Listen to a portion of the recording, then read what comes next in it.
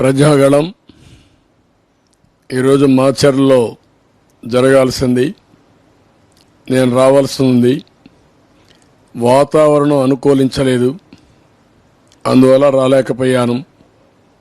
చాలా బాధగా ఉంది, మనసంతా అక్కడే ఉంది.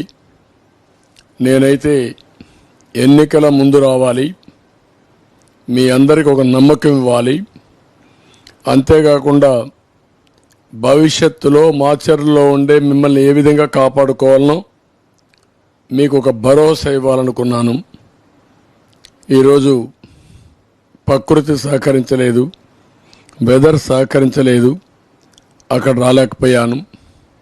ఏదేమైనా పౌరుషాల గడ్డ పల్నాడు ప్రజలందరికీ వందనాలు, అభినందనాలు.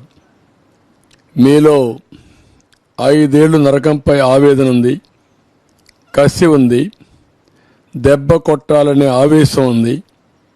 అందుకే ఈరోజు మాచర్లలో ఒక తిరుగుబాటు కనపడుస్తూ ఉంది.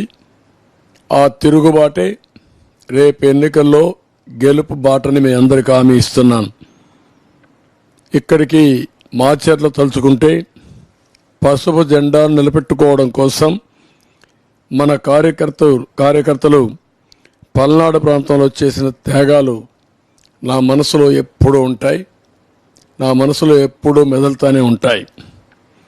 వాళ్ళు విడిచిన ప్రాణాలు కూడా అనునిత్యం నన్ను గుర్తు చేస్తూ ఉంటాయి. అది కూడా నేను చూశాను. ఒక్కసారి మీరు ఆలోచిస్తే ప్రాణత్యాగం చేసినటువంటి చంద్రయ్య, జల్లయ్య ఇలాంటి కార్యకర్తలకి గణనీయమైనటువంటి నివాళులర్పిస్తున్నా.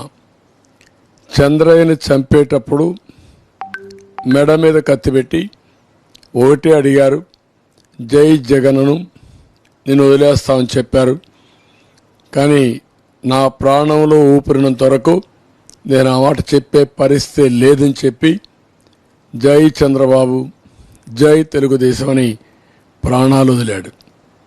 అది ఎప్పుడు కూడా నేను మర్చిపోలేను, నా మనసులో ఎప్పుడూ ఉంటుంది.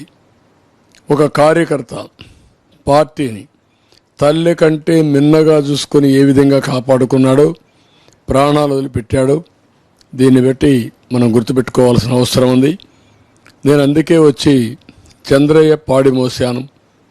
అదే మరిగా ఇప్పుడు ఎవరైతే జల్లయ్య ఉన్నాడో ఆయన్ని కూడా మనం ఆదుకున్నాం.